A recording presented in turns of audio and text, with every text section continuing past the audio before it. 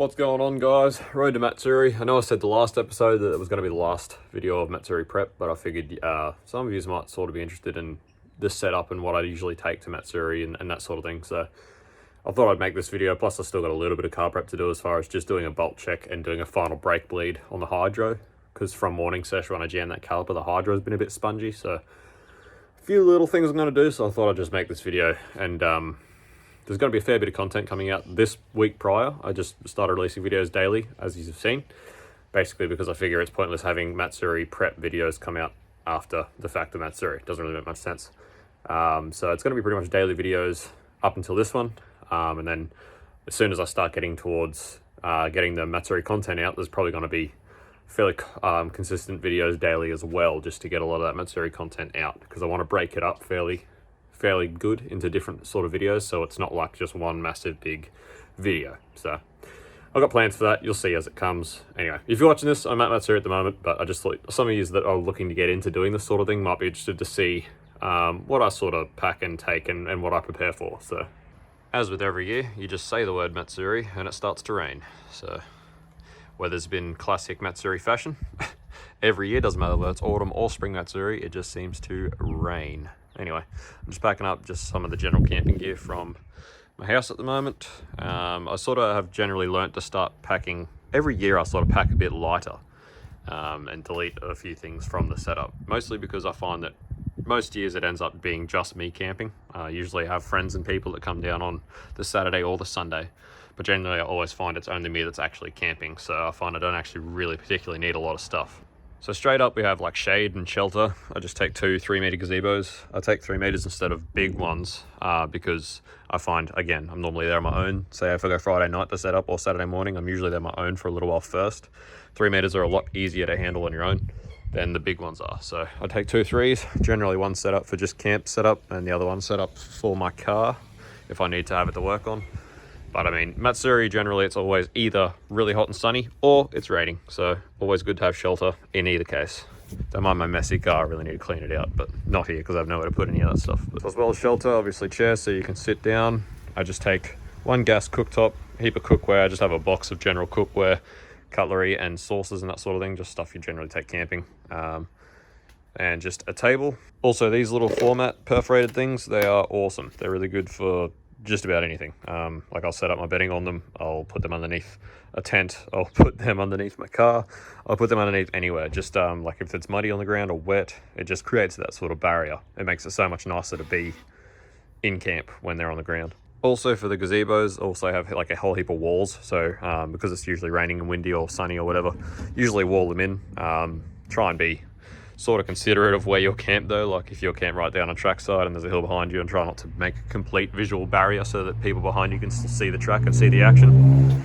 But that's sort of generally what I do. That gives you a lot of protection from the rain and wind and all that sort of stuff. So that's more or less the camp, just about. Also obviously an esky. I'm not going to take this one because it's cooked, but I do have another one at the workshop which I'll chuck in, but usually just like a 50-litre esky. As far as food, even this year I debated not taking food at all, just because they do sell food at Matsuri at the canteen. And for me, on my own, it would be a lot easier just to buy food. But at this stage, I'm still undecided whether I'm going to go down to the track on Friday night or not. And I'm not sure if they have the canteen open on Friday night, so I thought I'd just chuck it in. It's not that much gear, it's just 1 portable cooktop and a box of cooking stuff. So apart from all this stuff, the only other thing I really chuck in is my swag, which is obviously at the workshop. So I just sleep in my swag underneath one of the gazebos. It's usually 1 or maybe 2 nights if I go down on the Friday. So this setup, it's a fair bit of gear, but it's comfy and it's easy. So that's the sort of thing I have with it, is it's a lot of bulky stuff, but it's very easy to set up and it's really, really comfortable. Apart from that, I just take a bag of lights, baby wipes, so you can give yourself like a bit of a shower if you get completely gross. I've got spare batteries for lights, and I've just got like a can of Aerogard, and that's just butane for the gas cookers. And that's pretty much as simple as the setup is.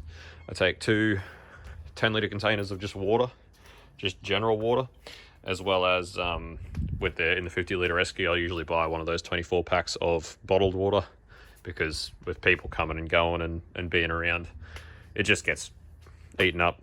It goes, and it's good to have.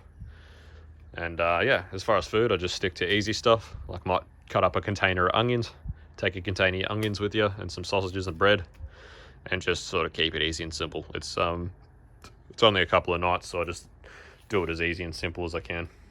That's pretty much the whole setup, so just gonna chuck it all in the car. So there it is, all packed in. It's pretty much that. Obviously, when I get to the workshop, I'll clean out all the other crap out of my car that doesn't need to be there. I just didn't get a chance with you saw in the last video because I got called into work, so I didn't have time to do a lot of that stuff. But as you can see, it's a fair bit of gear, but like I said, it's really easy to set up and work with, especially for one person. So it's pretty simple. All I add to that is, yeah, esky swag, and that's pretty much it. So that's all I need packed up from here as far as my camping gear goes. I'll head out to the workshop tomorrow, finish getting the car prepped and loaded, and then load the last few things I need for camping, and obviously load up my car, and then yeah, go for a shop and do all that on the way down.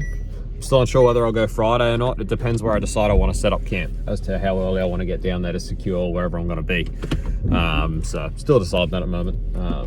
Got a bit of time to figure it out, but that's more or less the setup, and you'll see more as Matsuri progresses how it's set up when I get there. So anyway, I will continue this tomorrow. Holy fucking chaos. The hell is going on here? So after all that, the sump plug still frickin' leaks.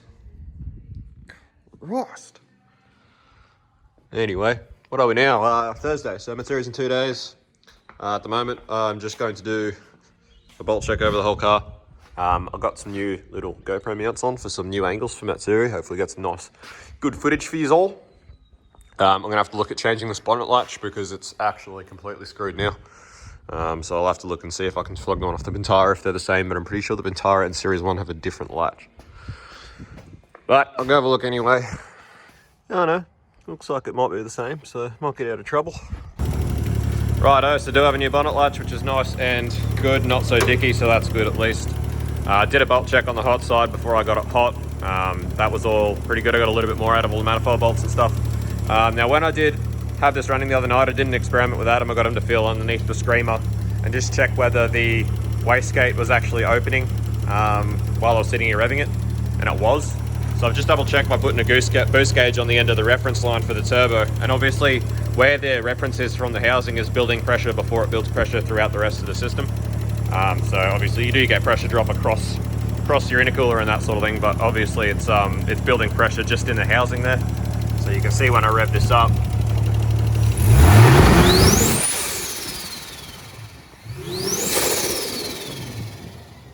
it's getting quite a high pressure reading, and because it is an idle not under load, that shouldn't really be seeing any pressure on the actual manifold on the Defi where that reference is from. So this could be an issue. I'm gonna just try and persist with the controller, the T, see if I can get it to do what I need it to do.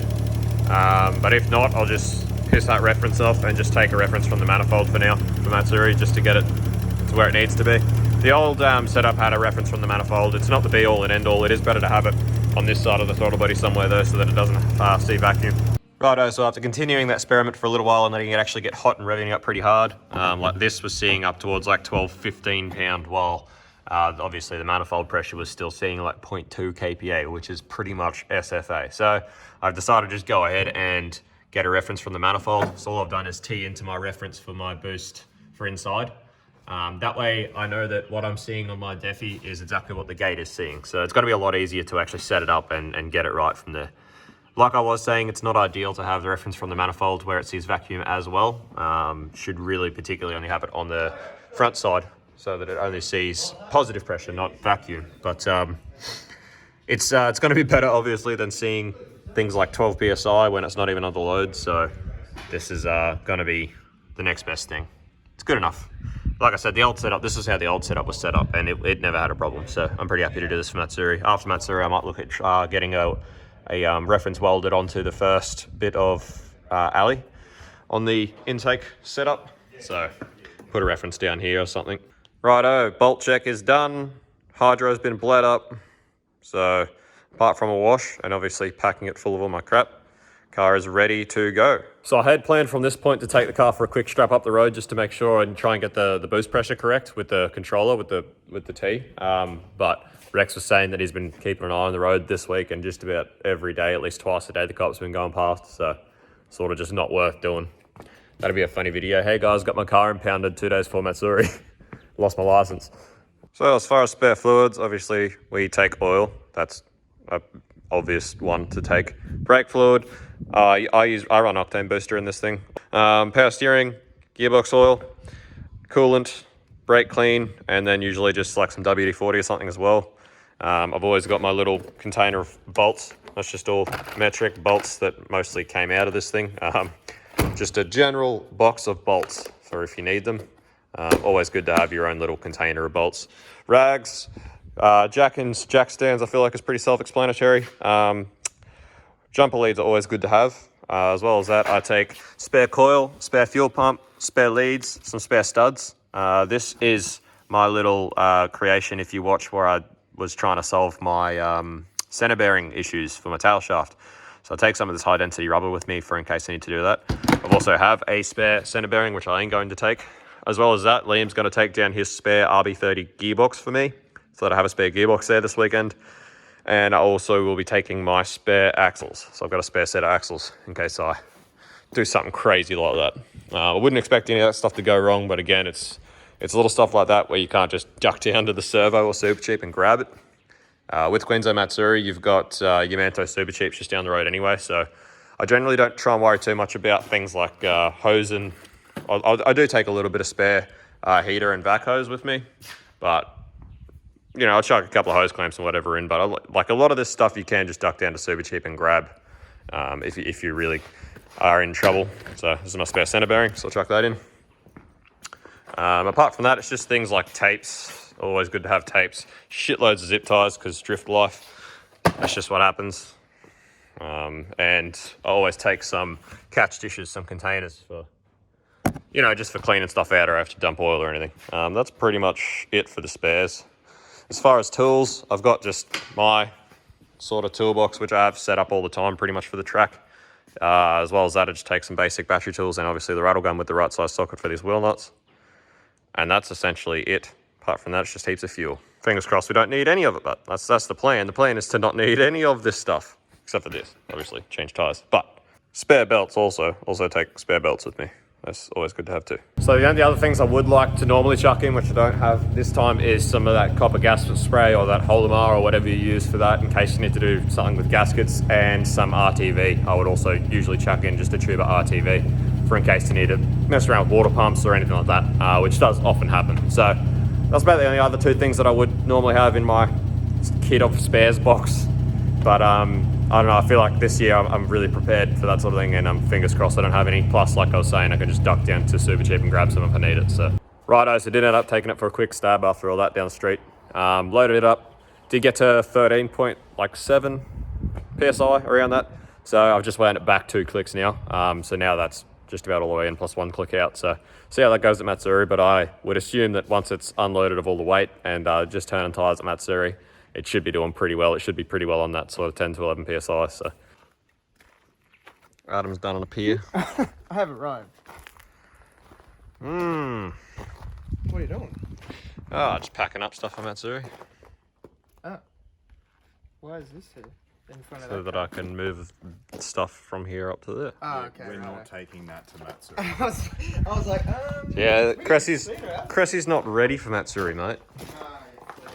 Got no engines, do we? Yeah, yeah, fucking. Do we? Man, all that stuff actually fits in my car way better than I ever expect to. I always forget just how big these cars actually are inside. You can fit a lot of crap in them. But anyway, Adam's here. He's going to weld up some AN fittings on his JZ covers because that one he broke. Nice. So that's what Adam's up to today. Yeah, and a MPT bung for wastegate reference. Oh, wastegate reference, of course. Yep.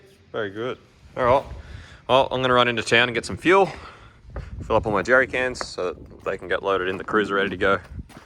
And we're getting pretty close to just loading up and washing up and going. Righto, getting there. Got my toolbox in the Falcon. 31's pretty well packed. The only thing I'll just do with the 31 is just whatever spare empty tires I've got, I'll try and fit in and shove in somewhere. Then on the cruiser, I'll get Rex to pack in all of my fuel and the fridge for camping. Plus, he's going to chuck the rays on the roof of that because someone's actually buying the rays off me at Matsuri, which is good because I need the money. So, I'm pretty much at a point now where I'm ready to give the 31 a wash. So, might do that. Give it a bit of a bath. I don't think I'll bother cutting and polishing that quarter. It's getting a bit late. I couldn't really be bothered. It's not even that clean anyway. Look at that. Look at that crap. Anyway, after that, can load up. Also got, obviously, means to lock my trailer up at Matsuri, which is always a pretty important thing because trailer theft, although I've never heard of it actually happening at Matsuri, it is always a worry because trailers are a really easy thing to steal and rebirth, which is why they're such a hot thing as far as thieves go.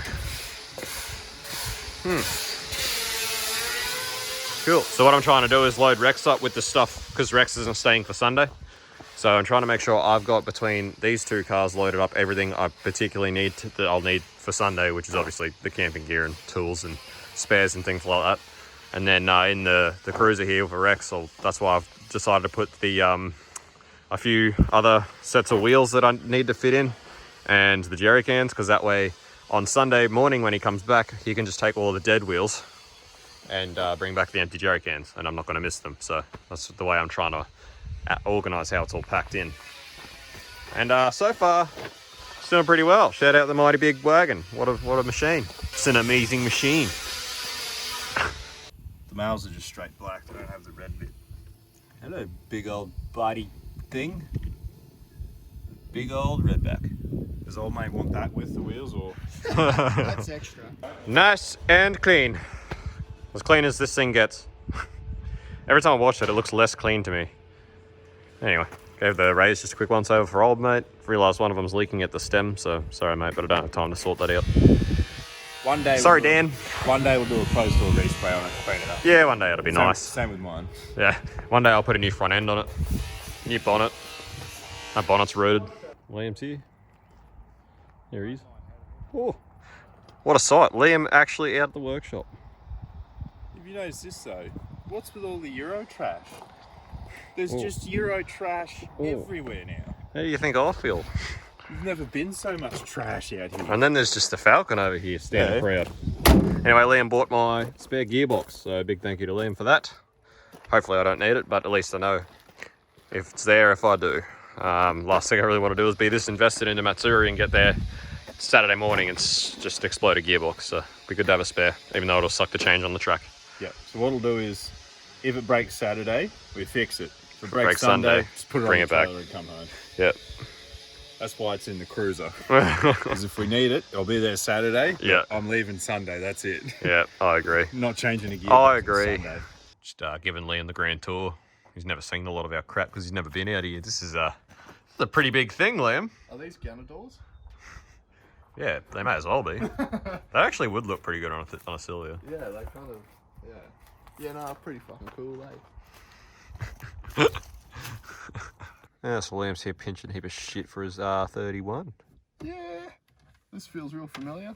Like I've done it like fucking 100,000 times over. I would like to finish loading up for Matsuri, but someone keeps closing the shed doors so that their welds don't get porosity, so that their welds are nice. So That's how they're getting porosity anyway. it's mildly inconvenient for Max here, but lucky I've still got like all tomorrow morning, so it's not actually that urgent.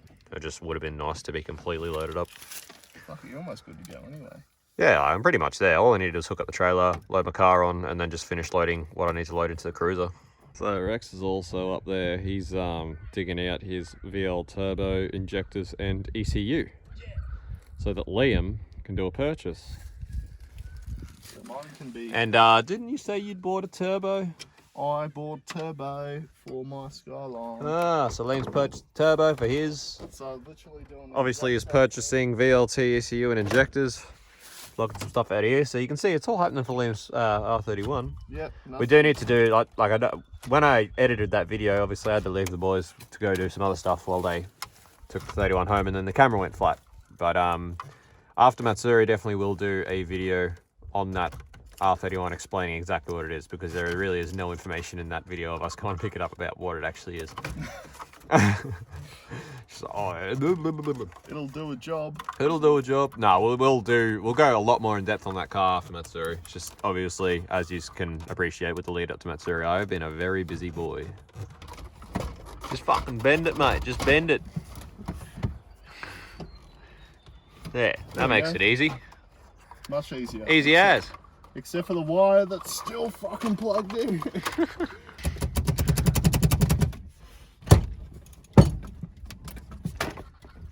There, fixed. Good as new. Beautiful. Want to buy it? Steering wheel, just, I don't know, lazy $100 or something. Well, I thought I'd come see what Rex was up to. This whole car is trash. Whole car is trash. Oh, that's hot. I just realised what I have to do to get this fucking fuel rail out, and this car is trash. Yeah, that's why you go forward facing, mate. Oh, dead set. I need to make some serious changes to this whole setup. Drift cars are meant to be simple. Yeah, and this is not simple. Having said that, one good thing is that none of the injector plugs have their little Oh, that makes it easy. the little locks on them. So yeah, they all just boom, just Pop came straight off. Nice. Nice. Just like that. Yeah, no, that's good. That's what you want. Well, mine's only got 4 out of 6, I must say. Big old 31 party today. So tell me, they're VL turbo injectors, are they? Those dark brown pieces of crap. I assume yes. Let's run with the VL Turbo ECU. Well, I assume that's a VL turbo ECU as well. But... yeah, I don't know. I assume so. Pretty sure the like the stock ones are like a more of a pinky colour. Yeah, I agree with that because. Ow, my head. So much going on here today. So unexpected. Wild. Anyway, that's all good. It's all nice. It's all dandy. Okay. So I got Adam up here. He's very cranky that I've decided to film because he's not happy with the weld. I'm not happy with the weld. It's very, very contaminated. He had issues. He reckons it's the fittings. Well, I don't know. It's a combination of the... It was weird. It's cast. It's just... I don't know why it didn't weld very nice, but it didn't weld very nice, and I'm really not happy with it because I like nice welds. And I don't like it because it's not a nice weld in my opinion. Now he's talking about trying to scallop it with a die grinder and then polish it out so that it looks factory, or whether it... Yeah. That's Adam problems. It filled up nicely, but like I don't know if you remember, there was big holes there, so I plated them and polished all that out on both of those. So Very good. that works. Actually, that was a bit of a bitch. I had to go over that a couple of times as well because it was getting porosity because of just the shit in the material. How to fuck a rocker cover? Step 1. Be me. Oh, yep, nice and loaded up. Looking pretty good. If it comes around on top this way, we need better. Oh, big load. She's squatting there. Not bad. So my plan is pretty much toss me swag in here in the morning. And just got to load a couple of wheels and tyres and stuff on the cruiser. And we're pretty much set. And obviously all the fuel's going in the cruiser too. Are you staying tonight or are you leaving or what? I'll probably go home. Are you even filming? You just point the camera at me and say what weird shit I do. You're filming me, aren't you? Because then there might be a slight chance I do something weird. Slight chance, you say? Yeah. I got nothing for you this time, mate. You get to watch me edit the vlog in the vlog that you're watching of me editing the vlog that you're watching. That's wild. Vlogception. Swag's all ready to go. Packing up the last few things. I hope there's enough service at the track to actually upload this video, otherwise you're going to be watching it a bit late. I always forget how freaking big this swag is, so it's going to have to go on the roof of the cruiser. It doesn't fit in the Falcon. Look at that. Didn't manage to get all of my wheels and tyres in the 31, except for one lonely one. Anyway, you can just go on the cruiser. And also this marker is finally just gone. Fucking pain in the ass. Righto, got drill, grinder, battery ratchet, impact rattle gun, and just an impact driver, 3 batteries, impact sockets. Yeah, that's pretty much it for battery tools. Chuck all that in. Righto, so we've got big swag on the roof. Rays packed in. That's pretty much us all packed up. Now, I was going to continue this video all the way down to Queensland Raceway, but unfortunately, I'm pretty sure I'm not going to be able to upload this video at Queensland Raceway, so I'm just going to end it here so that I can stop somewhere on the way, do the upload. And my plan for Matsuri is to do pretty much 2-part vlog, try and keep them short and sweet. Plus then, again, like I was saying in a video previously, I plan on doing a few other videos from Matsuri. I want to do like an after video of the footage that I get personally. I want to do footage of me driving, and then I got a few other ideas anyway. So use your imagination from here on. It's like, you know, we mosey on down, do a bit of a cool shop, get some sunscreen, get some food, get a whole heap of water, probably some hats. And then we rock up the Queensland Raceway, and as always, it's a complete shit fight. No one knows what's going on. No one knows where to send you to go do anything. Then we eventually get around to the back of the track and set up camp. Anyway, you'll probably see that in the next one anyway. But thanks for watching. See you for Matsuri footage next time.